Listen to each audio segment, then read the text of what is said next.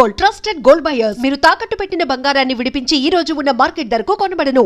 Sir, చివరగా మీ career మొత్తం మీద మీరు ఏ రోజు యూత్ని కిర్రెక్కిచ్చే పాటలు రాయలేదు, లేదు, ఐటమ్ పాటలు రాయలేదు రాయలేదు. అసలు నాకు స్త్రీని ఐటమ్ అని పోల్చడమే చాలా హృదయాన్ని పగలగొడుతుంది మిత్రమా. Our mother, she our sister, that body herself, it is a created body. ఒక శుక్రకణాన్ని తీసుకుని 9 నెలల బిడ్డగా మలిచి నవమాసాల యాత్ర చేసి పురిటి నొప్పులు బాధపడి బయటకు తీసుకొచ్చి గ్రేట్ బాడీ. మీరు ఆ తల్లి ఆ పెయిన్ మీద ఒక పాట కూడా రాస్తున్నారు. అవును కదా, రాములమ్మలో రాశాము, తల్లి పేగు మీద రాసిన నొప్పమ్మ ఇది అని రాశాము. అట్లాగే పురిటి నొప్పుల బాధ తెలియని పురుష జాతికి తల్లి వైద్యమే అని రాశాము నారాయణమూర్తి గారికి. అలు నీకు దండమే అని. అట్లా ఒక స్త్రీని పట్టుకుని ఐటమ్ అనడం అనేది నాకు చాలా అయిష్టమైనటువంటి, ఉచ్చరించరానటువంటి మాటగా భావిస్తాను.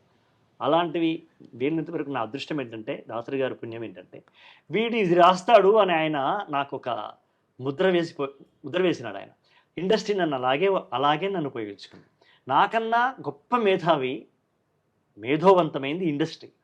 అశోక్ తేజతో ఏం రాయించుకోవాలో నాకన్నా గొప్పగా మా ఇండస్ట్రీకి తెలుసు. నా ప్రశ్న కూడా ఇదే సార్. అంటే మీది ఇప్పటికీ ఒంట్లో శక్తి ఉండే వయసే, మైండ్ పరంగా చాలా యాక్టివ్గా ఉన్నారు, విశాలమైన సబ్జెక్టు తెలుసు, చరిత్ర తెలుసు.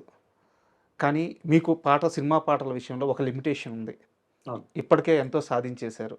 ఇకపైన మీ సినీ సాహిత్య ప్రయాణం ఎలా ఉండబోతుంది? మిమ్మల్ని వెతుక్కుంటూ రాబోయే మీ పాటలే రాస్తారా? ఇకపైన ఎలా ఉండబోతుంది? ఇప్పుడు నాకు సమంజసం అనిపిస్తే ఏ పాట అయినా రాస్తాను. ఇప్పుడు వచ్చిండే క్రీమీ బిస్కెట్ వేసిండే నాకేం సమస్య రాలా. అట్లాగే కాళ్ళకు వెండి గజ్జల్ లేకున్నా నడిస్తే గల్గల్, కొప్పుల మల్లె దండల్ లేకున్నా చెక్కల గిల్గిల్, నవ్వితే రావుర ముత్యాల్ అవి నవ్వితే వస్తాయి మురిపాల్, నోట్లో సున్నం కాసుల్ లేకున్నా తమ్మల పాకుల్, మునిపంటితో నొక్కితే ఎర్రగా అవుతుంది రామన దిల్ అనడానికి ఇక్కడ నాకేం అభ్యంతరాలు లేవు. కొన్ని పాటలు రాస్తున్నారు, బట్ అవి నాకు రాయడం పెద్దగా ఇష్టము లేదు. నాకు ఇవ్వరు.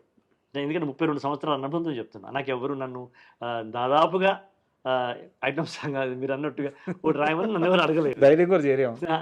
అంటే ధైర్యం అని నన్ను కాదు, కానీ ఎందుకు టమాటాల దుకాణంలో టమాటా తీసుకుందాము, తులసి పత్రాల దగ్గర తులసి తీసుకుందాము అని అనుకుంటారు తప్ప, మన దగ్గర కొబ్బరికాయలు ఉంటే వాళ్ళు పచ్చిమిరపకాయల కిందకి వస్తారు రారు కదా. కాబట్టి నా దగ్గర నుంచి ఏం తీసుకోవాలన్నది పెద్దలకు, సినిమా పరిశ్రమకు తెలుసు. అవే రాస్తాను. అలాగని వచ్చిండేనే పాట కానీ, సారంగధర్యాలు లాంటి పాటలు కానీ రాయనని కాదు, రాస్తాను. కానీ నాకంటూ కొన్ని నిబంధనలు పెట్టుకుంటాను నేను, అది రాస్తాను.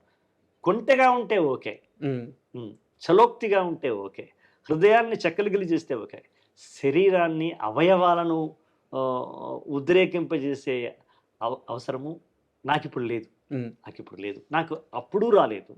30 yearsలో నేను ఇండస్ట్రీకి వచ్చినప్పుడు నాకు రాలా. ఇప్పుడు నేను 60 yearsలో ఉన్నా, నాకు ఇప్పుడు కూడా రాదు. నేను అనేకమైన పాటలు, కొన్ని మీరు అన్నటువంటి ఒక స్పెషల్ పాటలు వచ్చినప్పుడు నేను నమస్కారం పెట్టిన రోజులు కూడా ఉన్నాయి.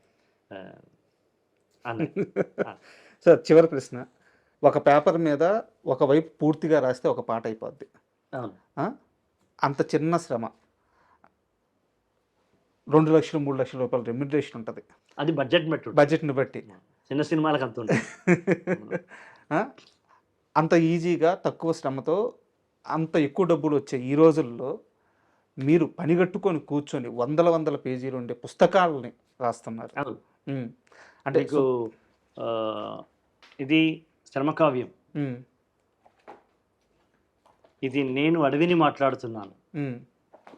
ఇది స్త్రీ శూద్ర గంగ. ఇది అశోకవనం.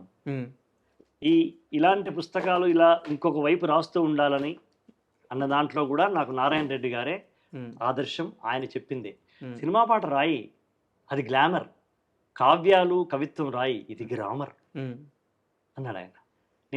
ఆయన నా మనసులోనూ అదే ఇష్టం ఉంటుంది. నాకు సినిమా పాట లేదనుకో, నేను ఇంకో కావ్యం రాస్తాను. నేను రేపు ఇప్పుడు ఇంకొక పుస్తకం వస్తుంది, నా నా పాటతో నా ప్రయాణం అనే పుస్తకం వస్తుంది ఇంకొక 2 నెలల్లో. ఓకే. ఈ 30 సంవత్సరాల్లో నేను రాసిన అద్భుతమైన పాటల ఘర్షణ ఎలా జరిగింది, సంభాషణ ఎలా జరిగింది, ఆయనేమన్నారు, నేనేమన్నాను, నేను ఎక్కడి నుంచి ఈ పదం తీసుకొచ్చాను, ఏ పద్యాన్ని నేను వాడుకున్నాను, ఏ శ్లోకంలోంచి నేను ఈ భావం తీసుకున్నాను, అవన్నీ కూడా ఓపెన్గా విద్యార్థులకు చెప్పినట్టుగా నేను పుస్తకం వస్తుంది రేపు. చాలా ఇంట్రెస్టింగ్. పాటతో నా ప్రయాణం, అది పుస్తకం రాగానే నేను పిలిచి మరీ నీకు ఇస్తా. అయ్యా అది ఒక్కటి మాట చివరికి చెప్తా. కన్ను మూసేదాకా పెన్ను మూసేదిలే, బా. పెన్ను మూసేదాకా కన్ను మూసేది లే. ఇది తగ్గేది లేకంటే పవర్ఫుల్ గా ఉంది. అదే మనం రైటర్ కదా, కాబట్టి అది కొనసాగుతూనే ఉంటుంది, కొనసాగిస్తూనే ఉంటుంది. మీరు అలాగే కొనసాగించండి సార్, ఎందుకంటే మీ పాట మాకు అవసరం, ఈ సమాజానికి అవసరం. ప్రజల కోసం పాట రాసే రచయితలు చాలా తక్కువ మంది ఉన్నారు, వారిలో మీరు ముందు వరుసలో ఉంటారు. నేను ప్రజాక్షేత్రంలో సినిమా కవిని, సినీ క్షేత్రంలో ప్రజాకవిని. ఈ రెండు నేను చవి చూశాను, ఈ రెండుకు సంబంధించిన అవార్డులు తీసుకున్నా. విన్నారా? ఇవాళ సినీ క్షేత్రంలో ప్రజాకవిగా తీసుకుంటున్నాను. మొన్న జూన్ 25లో ప్రజాక్షేత్రంలో కాదు, సినీ క్షేత్రంలో ప్రజాకవిగా తీసుకున్నాను. కనుక నాకు ఈ రెండు ఇష్టం, పాట అంటే ఇష్టం అంతే. మాకు మీ పాట అంటే ఇష్టం. Thank you very much sir, ఎందుకంటే చాలామందికి దొరకని అదృష్టం ఇది, నాకు ఈరోజు మీరు కల్పించారు. చాలా ఎక్కువ సమయం కూడా ఇచ్చారు, చాలా ఆనందంగా ఉంది. Thank you very much.